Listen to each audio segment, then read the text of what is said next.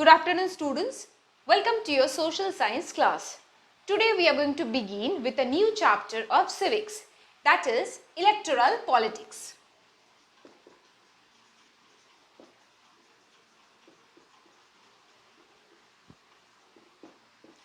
Okay, so as the name suggests, the chapter would be related to election. Okay, so at first tell me, what is election? What is election? Election is the process by which we choose our government, or we choose our representatives, and those representatives on our behalf forms the government. Okay, you can write that election is the process by which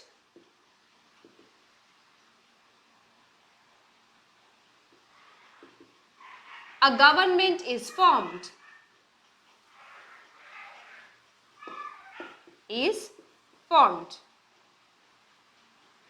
Actually, students, in a country like India with such a huge and diversified population, it is not possible for us to form the government directly. We all directly cannot participate in the decision making of the government. Okay, so for that reason, on our behalf, our representatives, they forms the government. And how do we elect those representatives? We elect those representatives through the process of election. Okay, next is, why do we need an election? Needs.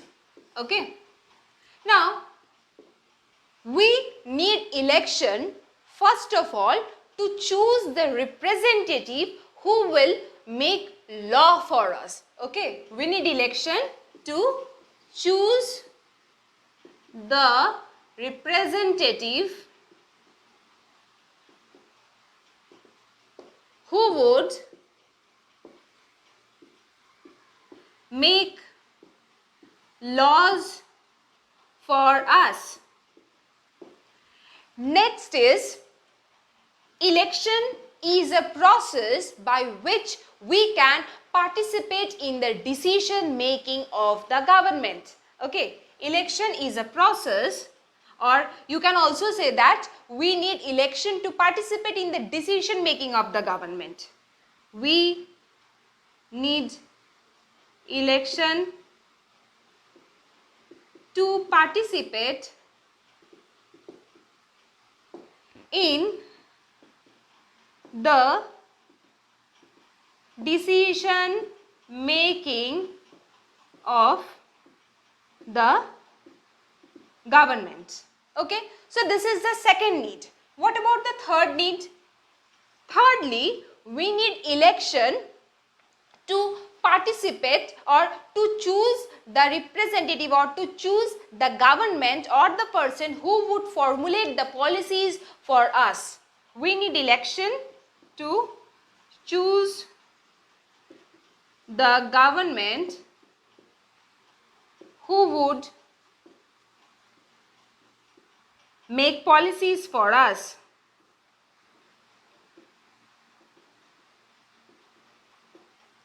Students, you can say that election acts as a bridge between the common citizens and the government, because see, this election, it connects us to the government. We elect our representatives through this process of election, and those representatives on our behalf, they forms the government and they formulates the policies for us. So we can also say that this election acts as a link, or it also acts as a bridge between the common citizen and the government. Okay, now next is, how can we make an election free and fair?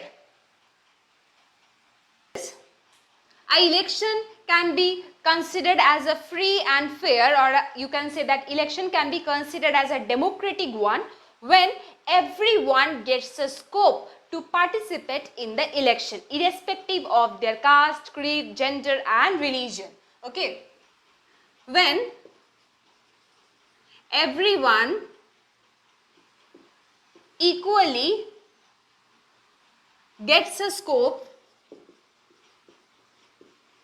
to participate irrespectively. Okay, that time we call an election democratic or free and fair.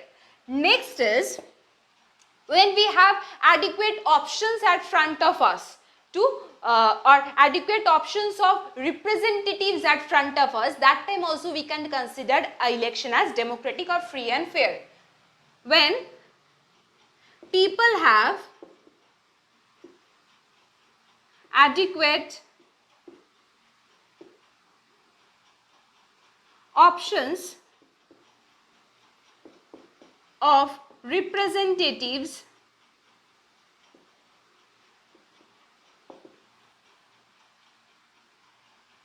before them, that time also an election can be considered as democratic or free and fair. Third point is when elections are held at regular interval. That interval can be of 5 years, 6 years, 10 years, but there should be a interval, proper tenure of those members. Otherwise what happens if election takes place and if the ruler is never changed after that election, or if the and once only if the election takes place and after that that particular ruler keeps on ruling for decades, then what happens? It automatically becomes a tendency of the government to become arbitrary or autocratic. Okay, so to prevent that autocratic nature of the government or to prevent the despotic nature of the government, elections should be held at regular interval. Okay, third is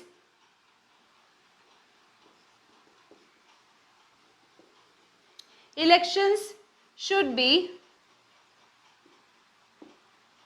held at regular interval. Okay, so this is the third way by which you can make an election system democratic. Next is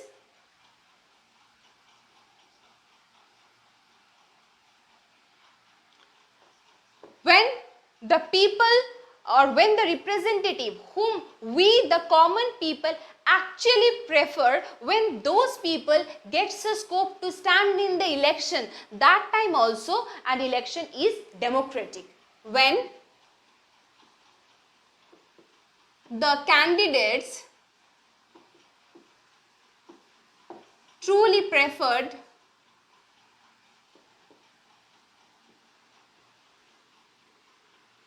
gets a scope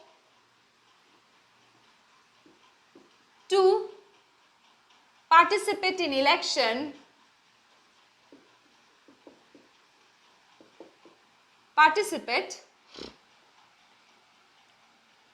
that makes an election democratic.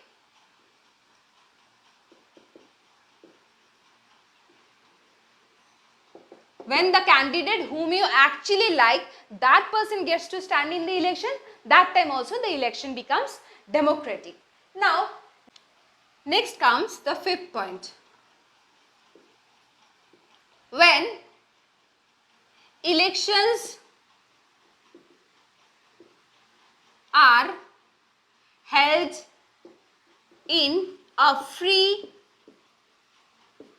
and fair manner, that makes the election democratic. When rules are maintained appropriately, everyone is getting a chance to vote, there is no rigging, there is no false voting, during that time an election can be considered as a democratic one. Okay. See students, elections are of three types. First is general election, second is by-election, and third is midterm election. Okay, but in this chapter we are basically going to deal with the general election. Okay, now before coming to the general election, I will tell you that how election is held in India. Okay, now before everything, the country or the area where elections are going to held, that particular area is divided into constituencies. What are constituencies?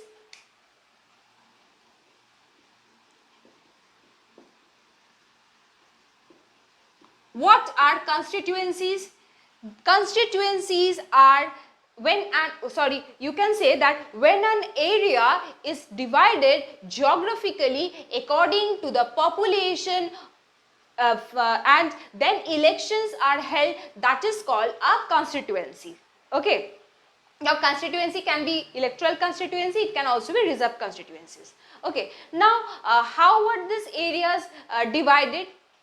These areas are divided according to the population, okay, and according to that each constituency, each political party makes one candidate stands, okay, or you can also say that according to the constituency, from each political party one candidate stands in the election, okay, from each constituency, and whoever wins among those members, that particular political party forms the government. Okay, at present the number of constituency, it keeps on varying. It was 543, it can be 550, it can be 552. Okay, it depends entirely upon the population of the country. Okay, now next comes your electoral constituency. What are electoral constituencies?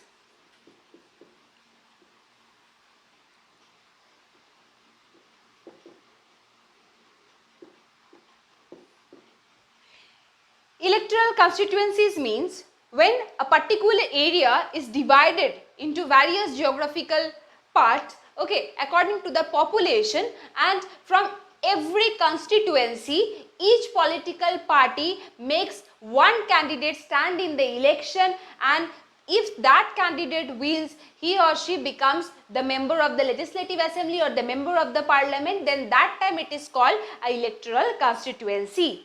Okay. Now next comes your reserved constituency.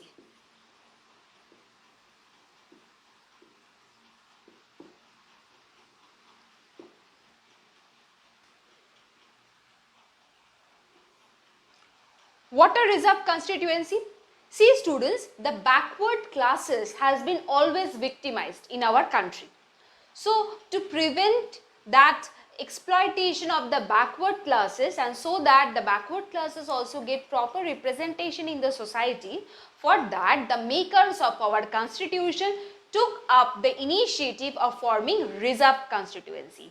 What does reserved constituency means? Reserved constituency means the constituencies which are reserved only for the SC and ST candidates or the OBC candidates or for the backward classes. Okay, from that particular constituency or from those constituencies, only the candidates belonging from the backward classes only can stand in the election. That is called a reserved constituency. Okay. So today up to this, in my next video, I shall teach you the next part of the chapter. Till then, thank you and have a nice day.